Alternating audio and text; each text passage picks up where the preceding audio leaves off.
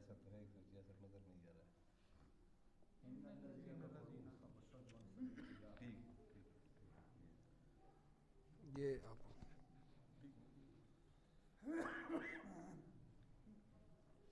166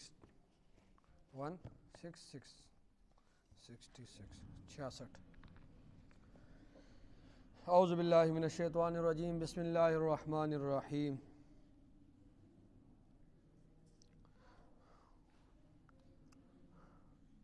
ان الذین کفروا وصدوا عن سبیل اللہ قد ضلوا ضلالا بعیدا.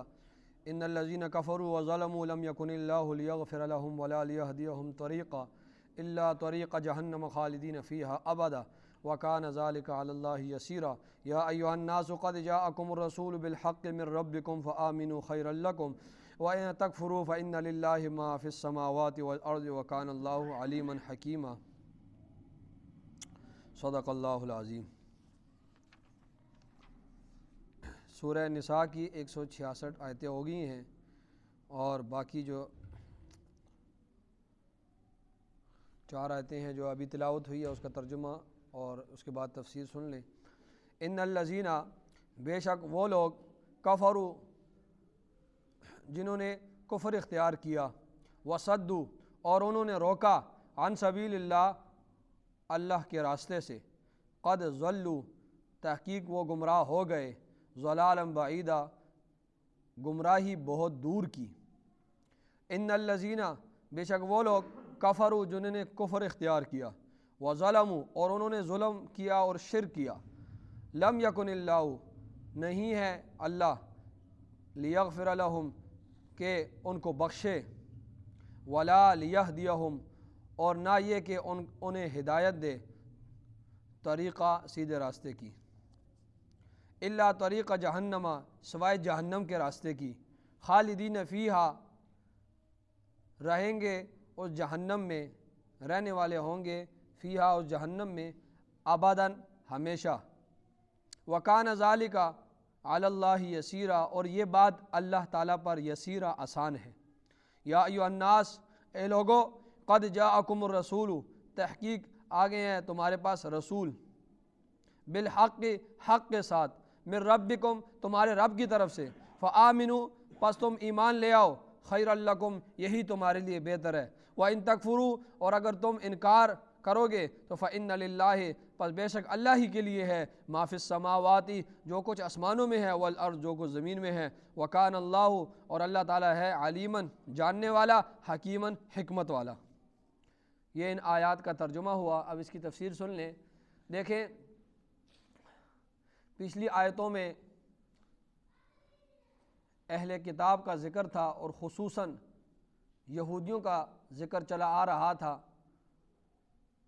کہ اے یہودیوں تم اہل کتاب بھی ہو، موسیٰ علیہ الصلوۃ والسلام کی شریعت کو تسلیم بھی کرتے ہو، لیکن اس کے باوجود تم لوگ ضد پہ اڑے ہوئے ہو، اور اس کے باوجود تم نے جو اصل دین موسوی ہے اس کو چھوڑ کر رسم و رواجات کو من حیث القوم آپ لوگوں نے دین سمجھ لیا ہے. یہ ساری باتیں اللہ رب العزت نے کی.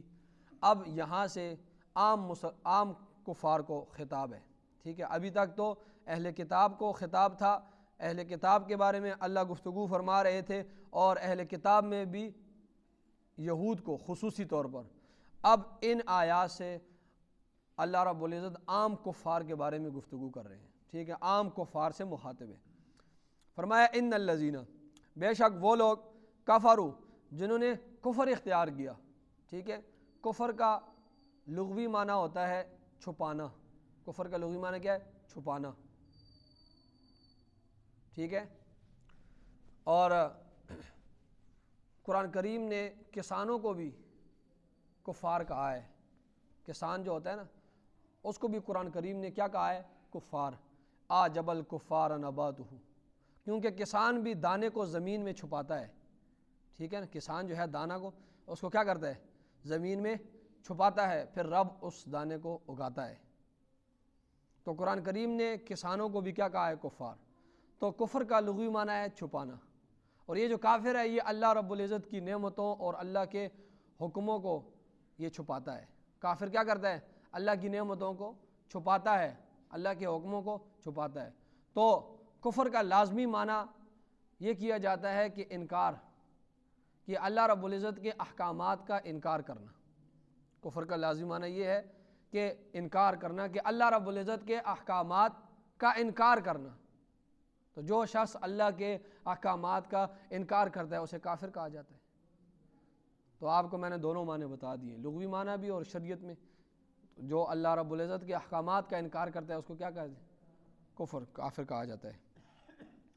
ٹھیک ہے، فرمایا ان الذین، بے شک وہ لوگ، کفروا، جنہوں نے کفر اختیار کیا، وصدوا، اور انہوں نے روکا، عن سبیل اللہ، اللہ رب العزت کے راستے سے۔ ٹھیک ہے، انہوں نے روکا اللہ رب العزت کے، خود بھی کفر اختیار کیا اور لوگوں کو بھی روکا اللہ رب العزت کے راستے سے۔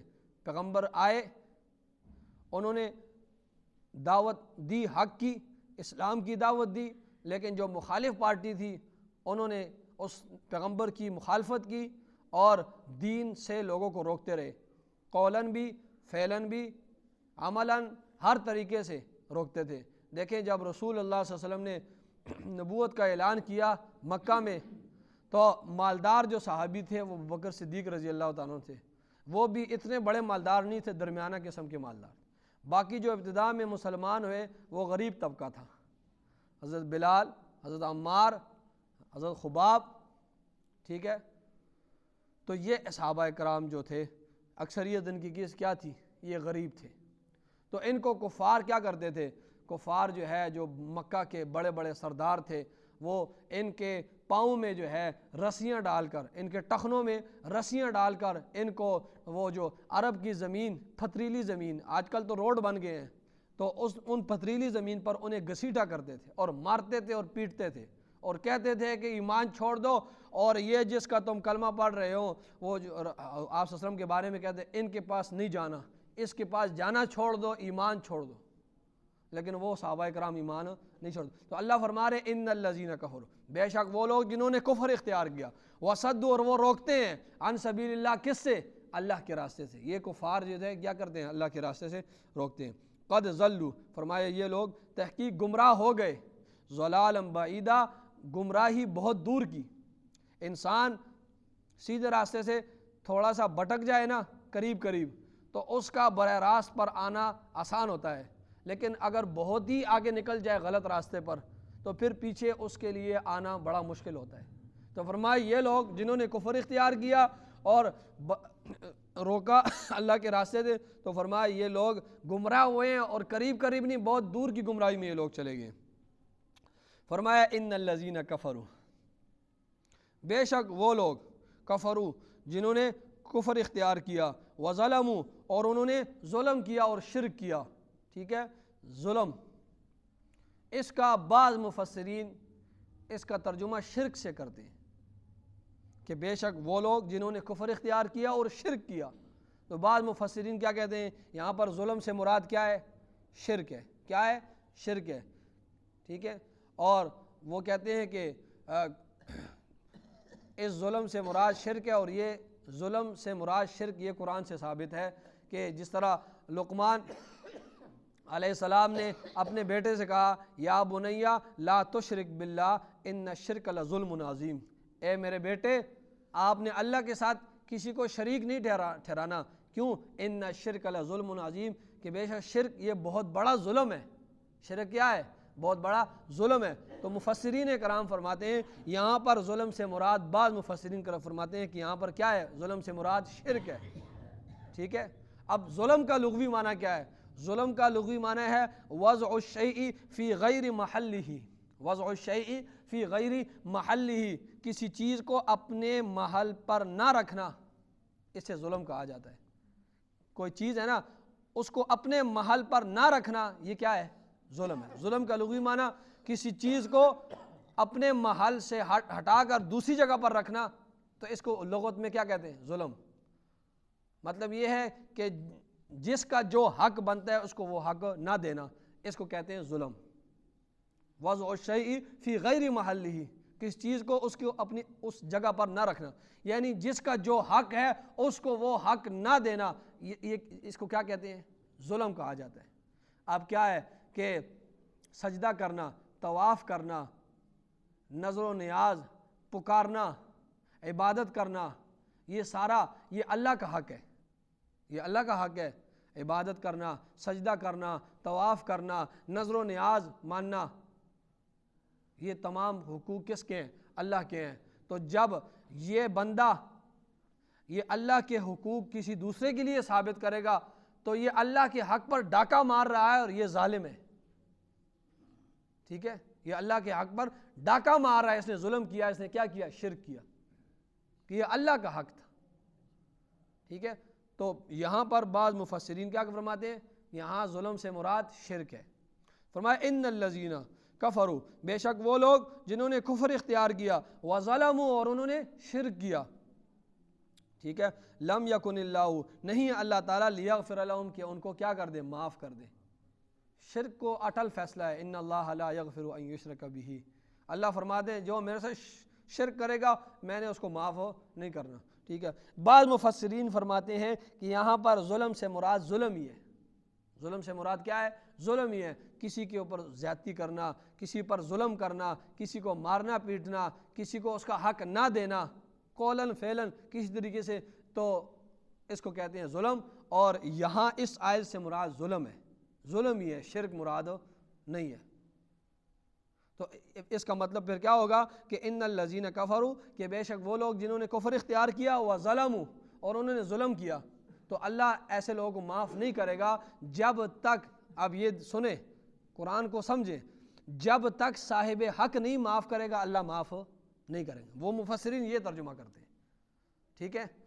بعض مفسرین کی جو رائے تھی شرک کے بارے میں، وہ اس کے معنی کو کس طرح انہوں نے اس پر فٹ کیا کہ جنہوں نے شرک کیا اللہ اس کو معاف، یہاں پر ظلم سے مراد کیا ہے؟ شرک ہے، اور جنہوں نے شرک کیا اللہ شرک کو معاف نہیں کرتا۔ دوسرے مقام پہ اللہ فرماتے ہیں میں نے شرک کو، اور یہاں بھی اللہ فرما رہے ہیں کہ میں نے شرک کو معاف، مشرک کو معاف نہیں کرتا۔ اور جو مفسرین کہاں فرماتے ہیں کہ یہاں پر ظلم ہے، تو وہ یہ فرماتے ہیں کہ ان الذین کفروا، بے شک وہ لوگ جنہوں نے کفر اختیار کیا، وظلموا، اور انہوں نے ظلم کیا، لم یکن اللہ، نہیں ہے اللہ تعالیٰ، لیغفر لہم، کہ ان کو معاف کر دے۔ اللہ نہیں معاف کرے گا جب تک صاحب حق، جس پر اس نے ظلم کیا ہے، جس سے اس نے حق مارا ہے، جب تک وہ نہیں معاف کرے گا، اللہ کا یہ قانون ہے کہ اللہ اسے معاف نہیں کرے گا۔ تو وہ یہ ترجمہ کر دیں، ٹھیک ہے؟ فرمایا وَلَا لِيَهْدِيَهُمْ، اور نہ ان کو رہنمائی کرے گا اللہ رب العزت طریقہ سیدھے راستے کی، ٹھیک ہے؟ جو برا آدمی ہوتا ہے نا، اس کے لیے اللہ رب العزت وہ برائی کا راستہ آسان کر دیتا ہے، اور جو نیک آدمی ہوتا ہے اور وہ اس میں کوشش کرتا ہے نیکی کی طرف جانے میں، تو اللہ اس کے لیے وہ نیکی کے راستے آسان کر دیتا ہے۔ اب کوئی برا آدمی ہے تو آپ دیکھیں اس کو آپ کہیں نماز پڑھنے آؤ، مسجد میں آؤ، نماز پڑھو، تہجد کی نماز پڑھو، تو وہ اس کے لیے موت ثابت ہوتی ہے، وہ نہیں آتا۔ لیکن کوئی چور ڈاکو ہے، وہ پوری رات سردی میں چوری کے لیے، ڈکیتی کے لیے پوری رات گزار دے گا، سردی میں کھڑا رہے گا، لیکن وہ اپنی چوری کرے گا۔ لیکن اسی کو کہو یار مسجد میں آ کر 2 رکعت نفل پڑھ لو، وہ اس پر موت گزرتی ہے۔ تو جب انسان کا مزاج تبدیل ہو جائے نا، تو پھر اس کو اچھے اور برے میں تمیز، بہت پوائنٹ کی بات کر رہا ہوں میں، جب انسان کا مزاج تبدیل ہو جائے پھر اس کو اچھے اور برے کی تمیز نہیں رہتی ہے۔ انسان کی آنکھیں درست ہو نا، انسان کی آنکھیں، تو ہر چیز اس کو اپنے محل میں نظر آتی ہے۔ انسان کی آنکھیں جب درست ہوں تو ہر چیز، جس کو چیز کو بھی وہ دیکھتا ہے تو ہر چیز اس کو اپنے محل پہ نظر آتی ہے۔ لیکن جب انسان بہنگا ہو جائے تو پھر ہر چیز کو 2 نظر آتی ہے، کوئی چیز اس کو محل پہ نظر نہیں آتی ہے۔ کسی شخص کو بخار ہو جائے نا، بخار، تو اس کو آپ شہد بھی کھلائیں نا، تو وہ شہد بھی اس کو کیا لگتا ہے؟ کڑوا لگتا ہے۔ وہ شہد بھی اس کو کیا، عام انسان ہے تو اس کو تو شاید میٹھا لگے گا، لیکن اگر کسی کا مزاج ہی تبدیل ہو جائے، اس کو بخار ہو جائے، وہ اپنے مزاج سے ہٹ جائے، تو اس کو آپ کیا کھلائیں؟ شہد بھی کھلائیں، گڑ بھی کھلائیں، تو وہ بھی اس کو کڑوا لگے گا۔ تو اگر انسان کا مزاج تبدیل ہو جائے تو پھر اس میں اچھے برے کی تمیز نہیں رہتی۔ وہ انسان کا مزاج تبدیل ہو جائے، آپ اس کو حق بات کہیں گے، وہ حق بات اس کو شہد کی طرح کیا لگے گی؟ کڑوی لگے گی۔ جس طرح وہ شاید ایک بخار والے آدمی کو کڑوا لگتا ہے، آپ اس کو 100 دفعہ سمجھاتے رہے، حق بات کہتے رہے اس کے سامنے، اس کو حق بات سے جو ہے وہ اس کو بری لگے گی، کڑوی لگے گی، اور وہ اس سے نفرت کرے گا اس حق بات سے. تو فرمایا جو شخص اس طرح کرے گا تو اس کے لیے ہم جہنم کا راستہ آسان کر دیں گے. ٹھیک ہے, اور برائی کا راستہ ہم کیا کر دیں گے, کیونکہ اب اس میں تمیز ہی نہیں رہی اچھے برے کی. ٹھیک ہے, فرمایا وَلَا لِيَهْدِيَهُمْ طریقہ, اللہ فرماتے ہیں میں اس کی رہنمائی سیدھے راستے کی نہیں کروں گا. ٹھیک ہے, میں کوئی مجبور نہیں ہوں اس کے لیے. فرمایا اِلَّا طریقہ جہنم, سوائے جہنم کے راستے کے, بس میں اس کو وہ آسان کرتا جاؤں گا اگر کوئی برائی پر چلتا ہے. خالدین فیہا, رہنے والا ہوگا فیہا اس جہنم میں ابداً ہمیشہ ہمیشہ. وَكَانَ ذَلِكَ عَلَى اللَّهِ يَسِيرًا, اور یہ بات اللہ پر آسان ہے کسی کو پکڑ کے جہنم میں ڈالنا اور جہنم میں اس کو ہمیشہ ہمیشہ کے لیے اس پر جہنم میں رکھنا. یہ اللہ کے لیے کوئی مشکل بات نہیں ہے. بڑے سے بڑا کوئی آدمی آ جائے, اللہ کے لیے یہ مشکل نہیں ہے, یہ آسان ہے. یا ایھا الناس, اب اللہ رب العزت تمام لوگوں کو خطاب کر رہا ہے. یہاں سے اللہ رب العزت تمام لوگوں کو خطاب کر رہا ہے. یہودی ہے, عیسائی ہے, مشرک ہے, کالا ہے, گورا ہے, مشرق میں رہنے والا ہے, مغرب میں رہنے والا ہے, شمال جنوب, جہاں پر بھی اللہ تمام لوگوں کو خطاب فرما رہا ہے. اللہ فرما یا ایھا الناس, اے لوگو, یا ایھا الناس, اے لوگو, قد جاءکم الرسول, تحقیق آ گیا تمہارے پاس رسول, بالحق, حق کے ساتھ. قرآن لے کر آیا ہے, اول سے آخر حق ہے. جو وحی لے کر آیا ہے اول سے آخر تک حق ہے. جو معجزات لے کے آیا ہے وہ نبی جو کچھ بھی لے کے آیا وہ کیا ہے, حق ہے. حق ہے من ربکم, تمہارے رب کی طرف سے ہے, اپنی طرف سے نہیں لایا. جب اپنی طرف سے نہیں لایا تو فآمنوا خیر, فآمنوا, پھر تم اس پر ایمان لے آؤ, خیر لکم, یہ تمہارے لیے بہت بہتر ہے. اور اللہ فرما رہے وَإِن تکفروا, اور اگر تم انکار کرو گے فإن للہ, پس اللہ ہی کے لیے ہے, ما فی السماوات, جو کچھ آسمانوں میں ہے, چاند, سورج, ستارے, فرشتے, جو کچھ آسمانوں میں ہے, والارض, وہ اور جو کچھ زمین میں, سب کس کے لیے, اللہ کے لیے. حدیث شریف میں آتا ہے کہ آسمان میں 4 انگلیوں کے برابر بھی جگہ خالی نہیں ہے, اتنی جگہ نہیں ہے. ہر جگہ پر کھڑے ہو کر فرشتہ کیا کر رہا ہے, عبادت کر رہا ہے, اللہ کی حمد و ثنا کر رہا ہے. اور حدیث میں آتا ہے کہ جس طرح یہاں پر زمین پر خانہ کعبہ ہے, اسی محاذات پر 7ویں آسمان پر بیت المعمور ہے, بیت المعمور ہے. اور جب سے اللہ نے دنیا بنائی ہے تو فرشتے اس کا طواف کر رہے ہیں. اور جب فرشتہ ایک طواف کر لیتا ہے کوئی فرشتہ, تو اس کی باری جب آئے گی تو قیامت آ جائے گی, اس کی باری دوسری دفعہ نہیں آتی ہے. اتنے زیادہ فرشتے ہیں. فرمایا بیت المعمور ہے. آپ صلی اللہ علیہ وسلم جب گئے تھے نا معراج پر, تو فرمایا ابراہیم علیہ السلام نے بیت المعمور کو ٹیک لگائی ہوئی تھی, سفید داڑھی تھی ان کی, وہ بالکل اللہ کے قریب تھے, 7 آسمان. تو فرمایا کہ جب بیت المعمور اللہ نے جب دنیا بنائی نا, تو اسی طرح جس طرح خانہ کعبہ ہے اسی طرح بیت المعمور بنایا. اور جس طرح یہاں پر لوگ نیچے چکر لگا رہے ہیں, اسی کے سیدھ پر اوپر بیت المعمور بنایا. یہاں پر انسان چکر لگا رہے ہیں, وہاں پر فرشتے. اور جب فرشتہ ایک دفعہ چکر لگاتا ہے تو دوسری مرتبہ اس کی باری نہیں آتی ہے, قیامت آ جائے گی. تو یہ سب کچھ کس کے لیے, اللہ کے لیے. وہی مالک, وہی خالق, وہی متصرف ہے. اور یہ زمین پر جتنے حیوانات, انسان, دریا, سمندر, چرند, پرند, پہاڑ, یہ جتنے درخت, یہ سب فرمایا یہ سب اللہ کے لیے ہے. وَكَانَ اللَّهُ, اور اللہ تعالیٰ ہے علیماً, جاننے والا, ہر چیز کو جانتا ہے. کسی کوئی عمل کرتا ہے, کوئی بات زبان سے نکالتا ہے, تمہارے دل میں جو بات ہے یہ تم ظاہر کر رہے ہو, ہر چیز کو اللہ تعالیٰ جانتا ہے. اور فرمایا پھر گرفت کیوں نہیں کرتا, حکیمہ, حکمت والا ہے, انسان کو ایک دم نہیں پکڑتا. کوئی اس کی نافرمانی کر رہا ہے, یہ نہ سمجھو کہ رب تمہارا کمزور ہے, اس کو پکڑ نہیں سکتا. کیوں نہیں پکڑ رہا, حکیماً, حکمت والا ہے. وہ ڈائریکٹ اس لیے نہیں پکڑ رہا, اس میں اس کی کیا ہے, حکمت ہے. یہ نہ سمجھنا کہ رب کو طاقت نہیں تھی. آمین. الحمدللہ رب العالمین والعاقبۃ للمتقین والصلاۃ والسلام علی سید الانبیاء والمرسلین. ربنا آتنا فی الدنیا حسنہ وفی الآخرۃ حسنہ وقنا عذاب النار. صلی اللہ علیہ وسلم.